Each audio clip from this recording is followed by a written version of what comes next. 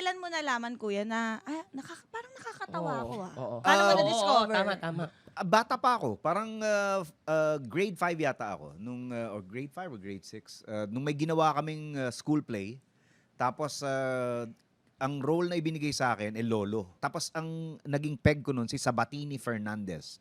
Kung i-google niyan, isang magaling na artista din 'yan. Pero meron siyang distinct na pagsasalita pag naglololo. Para siya, hey, kumusta kayo mga bata?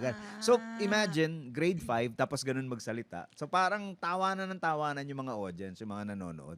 So parang naisip ko na may dating yata, nakakatawa yata ako.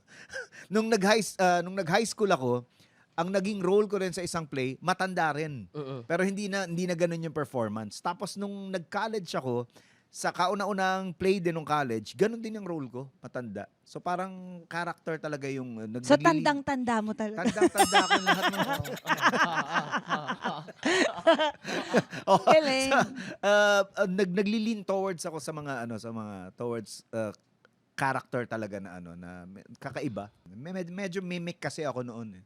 Bata pa ako, nanggagaya na ako ng boses. Yung mga napapanood ko sa cartoons, tuwan-tuwa yung mga kaklase ko pag ginagaya ko yung boses ng mga cartoon characters na sina Woody Woodpecker dati, tapos yung mga cast ng Voltes 5, minsan ginagaya ko.